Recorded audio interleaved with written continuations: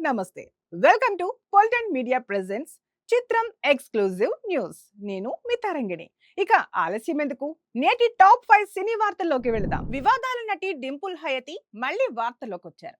ఈసారి తీవ్రమైన ఆరోపణలతో Hyderabad film Nagar police station లో ఆమె భర్తపై కేసు నమోదైంది. ఆమె ఇంట్లో పనిచేసిన పని మనుషులకు జీతం ఇవ్వకపోగా చిత్రహింసలకు గురి చేశారని ఫిర్యాదు చేశారు. ఇక ఆ బాధితురాలు చేసిన మరో సెన్సేషనల్ ఆరోపణ ఏమిటంటే తనను నగ్నంగా చేసి వీడియో తీయాలని ప్రయత్నించారట. గతంలో ఓ ఐపీఎస్ అధికారితో గొడవ పడి హాట్ టాపిక్ అయిన డింపుల్ ఇప్పుడు మళ్ళీ ఇలాగే చర్చనీయాంశంగా మారారు.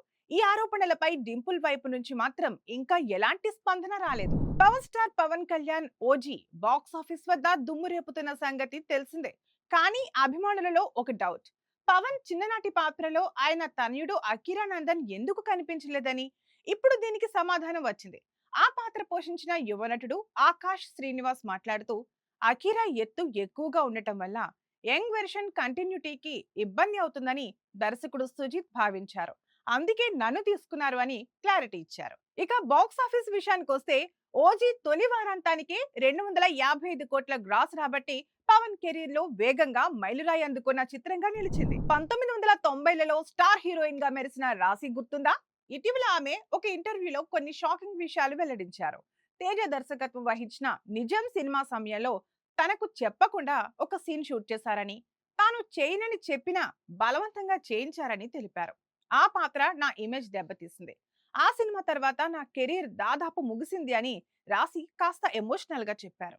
ఇంతకాలం తర్వాత కూడా ఆ జ్ఞాపకం మర్చిపోలేకపోతున్నానని, ఒక దర్శకుడిని మర్చిపోవాలని ఉంటే అదే తేజ అని బహిరంగంగానే అన్నారు. శివకార్తికేయన్ హీరోగా, రుక్మిణి హీరోయిన్ గా నటించిన మదరాసి సినిమా థియేటర్లలో సాధారణ స్థాయిలోనే ఆడినా ఇప్పుడు ఓటీటీ ఆడియన్స్ ముందుకు వస్తుంది. అక్టోబర్ 1వ తేదీ నుంచి అమెజాన్ ప్రైమ్ లో స్ట్రీమింగ్ కానుంది.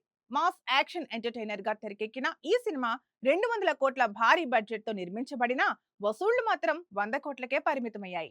ఉత్తర భారతం నుంచి తమిళనాడుకి జరిగే అక్రమ ఆయుధాల రవాణా చుట్టూ తిరిగే ఈ కథ ఓటీటీలో ఎలాంటి రెస్పాన్స్ తెచ్చుకుంటుందో చూడాలి. ఇక మరోసారి పవన్ కళ్యాణ్ ఓజీ గురించే.